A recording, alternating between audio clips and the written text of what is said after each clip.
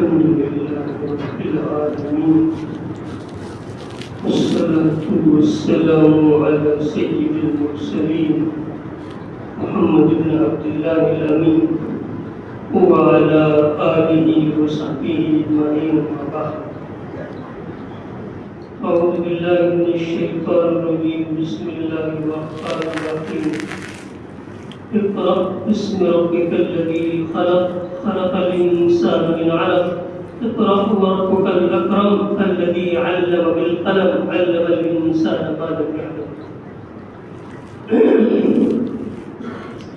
سبحانك لا علم لنا إلا ما علمتنا إنك أنت العليم الحكيم رب اشرح لي صدري ويسر لي أمري واحلل عقدة من لساني يفقهوا اللهم صل على محمد وعلى آل محمد كما صليت على إبراهيم وعلى آل إبراهيم إنك حميد مجيد. محترم بزرگ اور دوستوں، اللہ تبارک و تعالی نے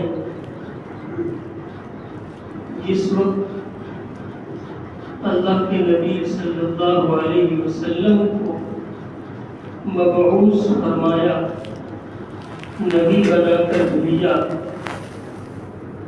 اس وقت دنیا کی حالت انتہائی خراب تھی. صرف عرب سماج کی بات نہیں،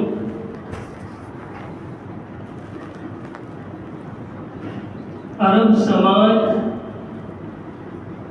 اور اس کے علاوہ جتنی بھی قومیں ہیں، چاہے وہ ایرانی ہو، چاہے وہ رومی ہو، چاہے وہ ہندوستانی ہو، تمام ممالک کا حال بہت زیادہ خراب ہے.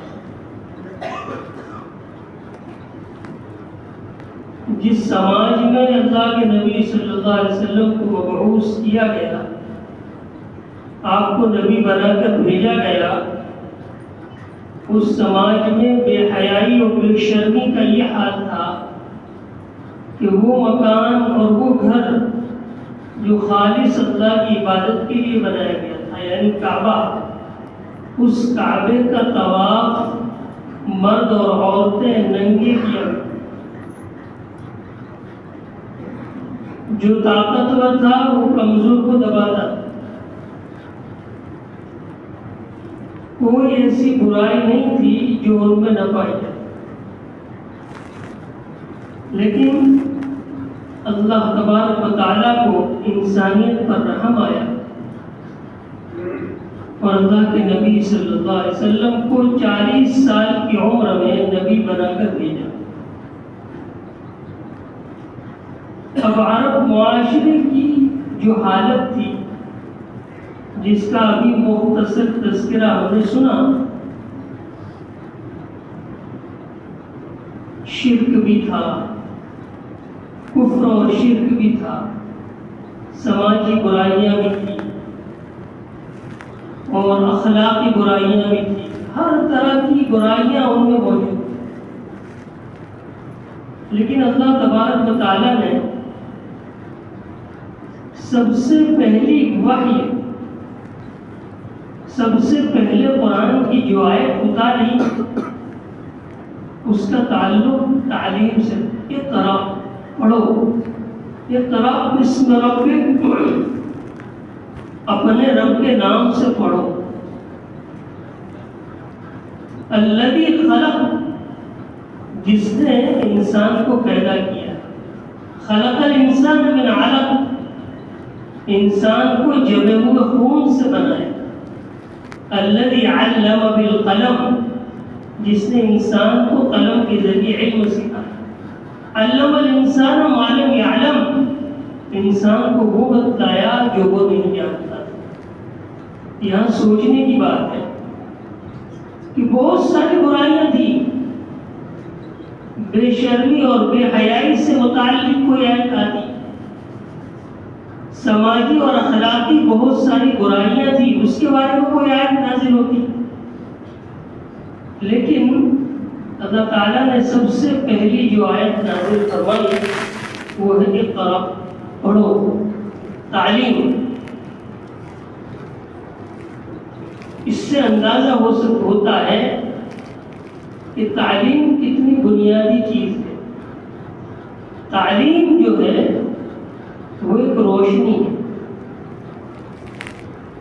اور جہاں روشنی آ جاتی ہے وہاں پر تاریکی اور اندھیری ختم ہو جاتی ہے۔ یعنی گویا کہ اللہ تبارک و تعالیٰ نے تعلیم والی آیت نازل کر کے اس بات کی طرف اشارہ کیا کہ اگر قوم میں، سماج میں تعلیم ہوگی تو اخلاقی برائیاں اور بدعت، شرک، رسومات اور عقائد کی خرابیاں اور اخلاقی برائیاں، سماجی برائیاں، معاشرتی جو قباحتیں اور برائیاں ہیں سب ختم ہو جائیں۔ اور یہ حقیقت ہے کہ کوئی کمرہ ہے جس میں اندھیرا ہے اور جس کے بارے میں ہم کو یہ کہا گیا کہ اس میں سانپ ہے، بچھو ہے، فلاں اور فلاں جانور ہے، اب اس اندھیرے کو رہتے ہوئے ہم ان جانوروں کو، ان سانپ اور بچھوؤں کو ختم کرنا چاہے تو نہیں کر سکتے، اس لیے کہ ہمیں نظر نہیں آ رہا ہے۔ لیکن اگر وہاں لائٹ آن کر دی جائے، چراغ جلا دیا جائے، موم بتی جلا دی جائے تو فوراً وہ چیز ہمیں نظر آئے گی، ہم اسے ختم کر دیں۔ یہی حال تعلیم کا ہے۔ اگر انسان کے پاس تعلیم ہے تو اس کے اندر سمجھ ہوگی، اس کے اندر اتنی سمجھ ہوگی اور وہ یہ سمجھے گا کہ کون سی چیز اچھی ہے، کون سی چیز بری ہے، کون سی چیز میرے لیے فائدہ مند ہے، کون سی چیز میرے لیے نقصان ہے۔ اسی لیے آپ دیکھیں گے کہ جو پڑھے لکھے لوگ ہوتے ہیں ان کے اندر عام وطن اخلاقی برائیاں نہیں ہوتی، رسومات تو ہو سکتے ہیں لیکن اخلاقی برائیاں نہیں ہو سکتی، اس لیے کہ وہ اپنی تعلیم کی وجہ سے یہ سمجھتے ہیں کہ یہ اچھی چیز ہے، یہ بری، یہ ہمارے لیے مفید ہے، یہ ہمارے لیے نقصان دہ۔ اور اللہ کے نبی صلی اللہ علیہ وسلم نے بھی تعلیم کی طرف متوجہ کیا ہے، اور اسلام میں جو تقسیم ہے وہ تقسیم علم نافع اور علم غیر نافع، وہ علم جو انسانیت کے لیے نفع بخش ہے، فائدے مند ہے، اور وہ علم جو انسانیت کے لیے نفع بخش نہیں ہے، تو جو نفع بخش ہے اسے حاصل کرنا چاہیے، جو نفع بخش نہیں ہے اس کو چھوڑ دینا چاہیے۔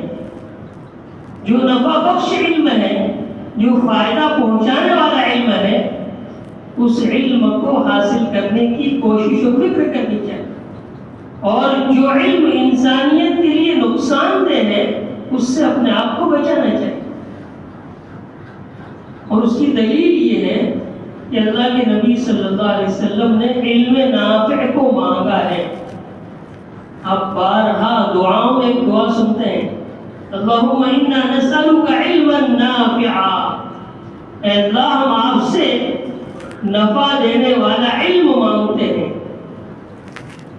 اور اس کے برخلاف اللہ کے نبی صلی اللہ علیہ وسلم نے غیر نفع بخش علم سے پناہ مانگی ہے، یعنی وہ علم جس میں فائدہ نہیں ہے، نقصان ہے، اس علم سے اللہ کے نبی صلی اللہ علیہ وسلم نے پناہ مانگی۔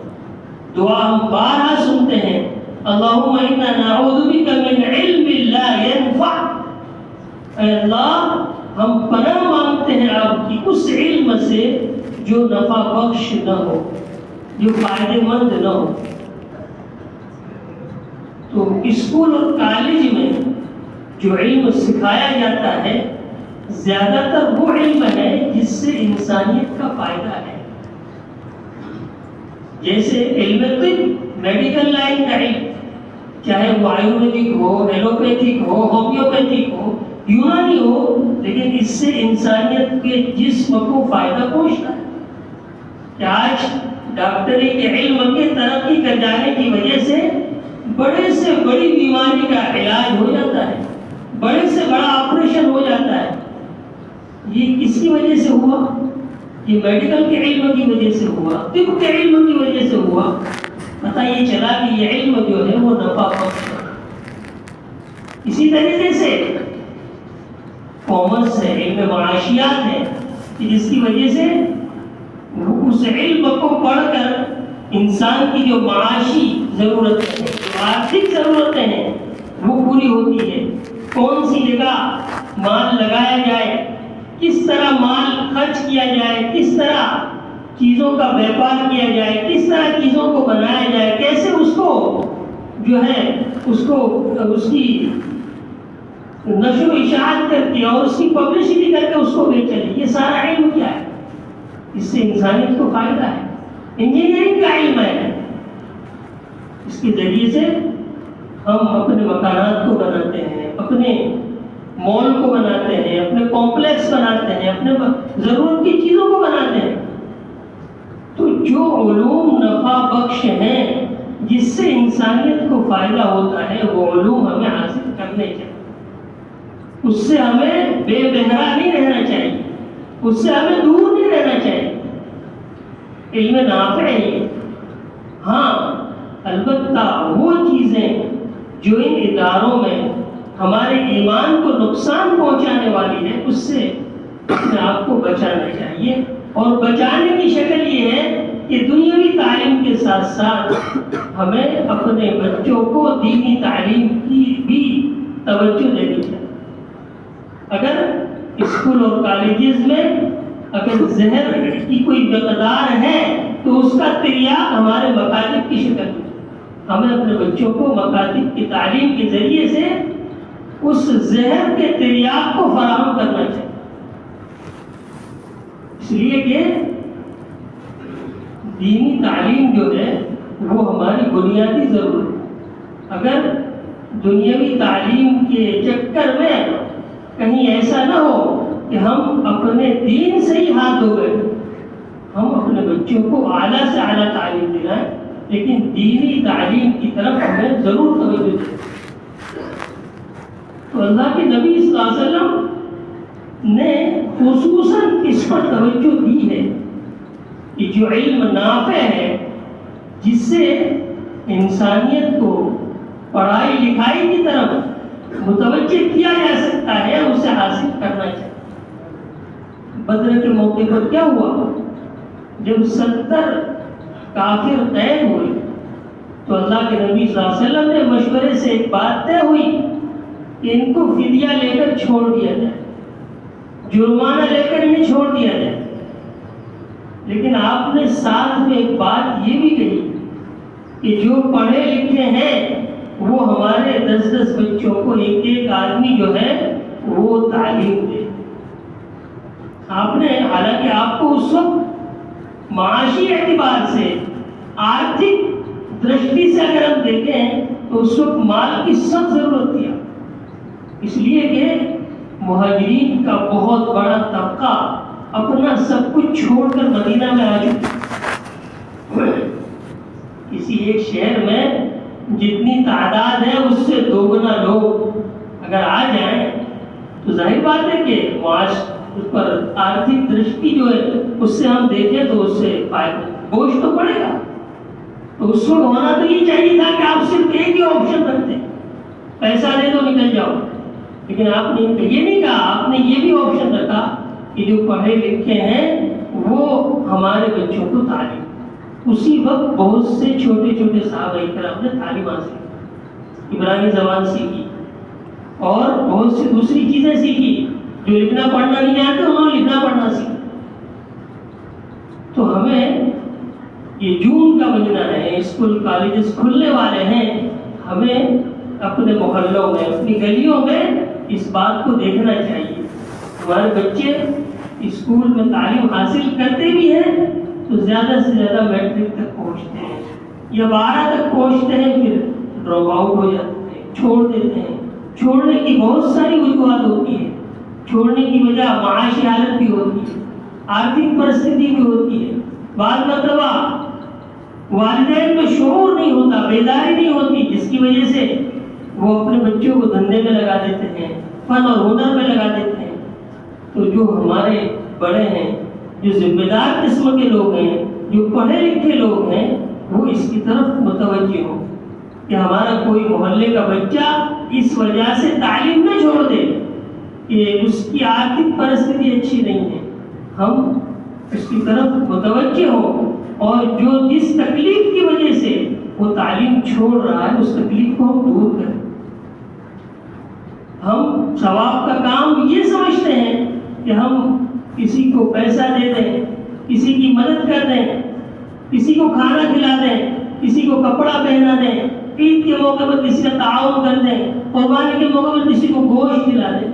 یہ یقیناً اجر و ثواب کا کام ہے، لیکن اجر و ثواب کا کام یہ بھی ہے کہ جو بچے آرتھک پرستھتی کی وجہ سے، آرتھک پرستھتی کے ویک ہونے کی وجہ سے اپنی تعلیم کو آگے نہیں بڑھا پا رہے ہیں، ہم ان کی اسکول کی فیس ادا کریں. اگر ہمارے 2 بچے ہیں تو ہم ایک بچے کو اپنے گود میں لے لیں اور اس کی جو اسکول کی فیس ہے، اس کی جو ضروریات ہے، جس کی وجہ سے اس کے والدین پیچھے ہٹ رہے ہیں، ہم اس کو پورا کریں، اس پر بھی ہمیں جو ثواب ملے.